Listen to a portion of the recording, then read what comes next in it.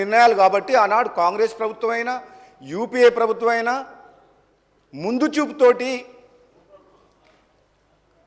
ఈ రైతుల ప్రయోజనాలను దృష్టిలో పెట్టుకొని నిర్ణయాలు తీసుకొని ముందుకు పోయింది అధ్యక్ష. ఈ తెలంగాణ రాష్ట్రంలో రైతులకు కరెంటు కష్టాలు లేకుండా కాపాడేందుకు ఆలోచన చేసిన విషయం అధ్యక్ష. అటువంటిది ఈరోజు అధ్యక్ష ప్రతిపక్షంలో ఉన్న నాయకులు పెద్ద మనుషులు ఇక్కడ నిర్ణయాలు తీసుకున్న పెద్ద మనిషి లేడు, హౌస్కు లీడర్ ఆఫ్ ద అపోజిషన్ అయితే లేడు.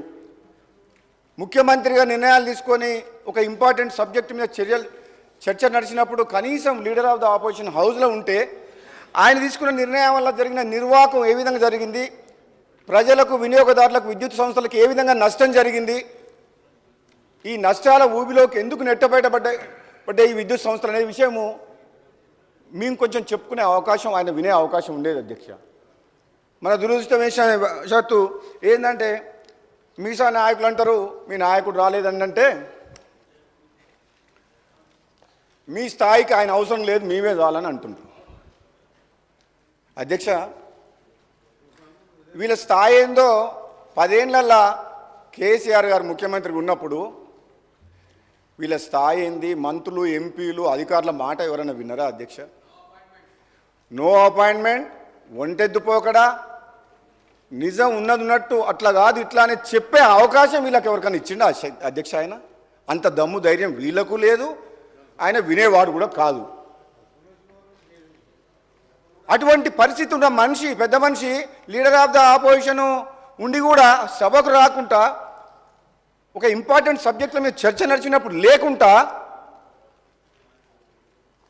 వీళ్ళంటారు మరి లీడర్ ఆఫ్ ద ఆపోజిషన్ ఎందుకు ఉండాలి అధ్యక్ష? మరి అటువంటిప్పుడు ఆయన సభకే రానప్పుడు ఆయన అవసరం లేదని వీళ్ళే అంటున్నారు. మరి మీరే మీ లోపల ఎవరో ఒకరు సభలో లీడర్గా మీరు ఎల్ఓపి కాండి. ఆయన అవసరం లేనప్పుడు మరి ఇక సభకే వద్దనుకున్నప్పుడు ఆ పొజిషన్లో ఆయన అవసరం ఏముంది? ఉండాలి అధ్యక్ష, రావాలి.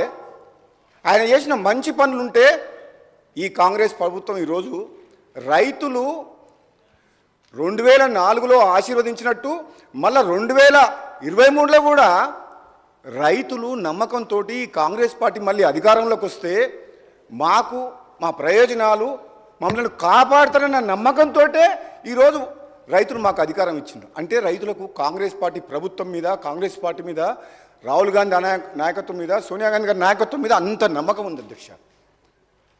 వాళ్ళ అధికారంలో మేము వచ్చినప్పుడు మేము ఏం చెప్తున్నాం? మేము తీసుకున్న నిర్ణయాలు ఏంది? మరి మీ 10 ఏళ్ళు మీరు ప్రజల అవకాశం ఇస్తే మేమేమేం పొరపాట్లు చేసిండ్రు?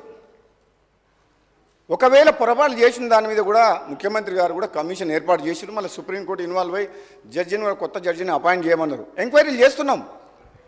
కానీ మేము చెప్పే మంచిది ఏదైనా ఉంటే, మీ సూచనలు కూడా మీరు ఏదైనా మంచి చెప్తే మీరు వినండి, ఓపికతోటి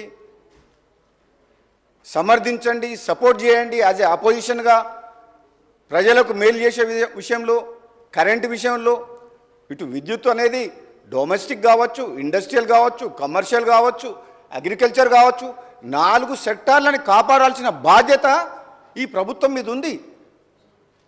కరెంటు లేని 10 నిమిషాలు కూడా ఉండలేము. గంట సేపు నీళ్ళు లేకుండా ఉండగలుగుతాం అధ్యక్ష. ఈ హౌస్ కూడా 10 నిమిషాలు కూడా 5 నిమిషాలు కూడా నడవదు అధ్యక్ష. కరెంట్ లేకపోతే మనం ఏ పని ముందుకు పోలేము. అటువంటి కరెంటు విషయంలో మీరు తీసుకున్న నిర్ణయాల విషయంలో మీరు ఏదన్నా చెప్తే కొంచెం ఫ్రస్ట్రేషన్ ఉండకండి. బయట కూడా ప్రెస్ మీట్లు పెట్టి ప్రభుత్వం మీద దుమ్మెత్తి పోస్తారు అధ్యక్ష. చేసిన తప్పులు చాలవని చెప్పి ఇంకా ఉల్టా మేము ఇప్పుడు ఆ విద్యుత్ రంగాన్ని ఏ విధంగా నష్టాల ఊబి నుంచి బయటికి తీసుకొచ్చి గాడిలో పెట్టి వినియోగదారులందరికీ తక్కువ ధర కరెంట్ ఇవ్వాలని మేము ఆలోచన చేస్తున్నాం. ఒక పాజిటివ్ థింకింగ్ తోటి, కన్స్ట్రక్టివ్ థింకింగ్ తోటి ముందుకు పోతున్నాం. ఒకవేళ మీరేమైనా మిస్టేక్ చేస్తే తప్పును ఒప్పుకోండి. మేమేమైనా తప్పు నిర్ణయాలు తీసుకుంటే మాకు చెప్పండి, మేము ఫాలో అవుతాం 100%. కానీ అది లేదు.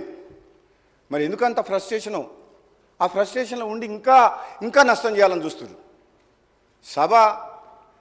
సభలో కానీ బయట కానీ దయచేసి ప్రతిపక్ష సభ్యులు అందరూ కూడా ఏం కోరుతున్నారంటే, నిన్న కూడా గౌరవ మాజీ మంత్రులు జగదీశ్వర్ రెడ్డి గారు కూడా ప్రెస్ మీట్ పెట్టి విద్యుత్ శాఖ మంత్రిగా పనిచేసిన అధ్యక్ష.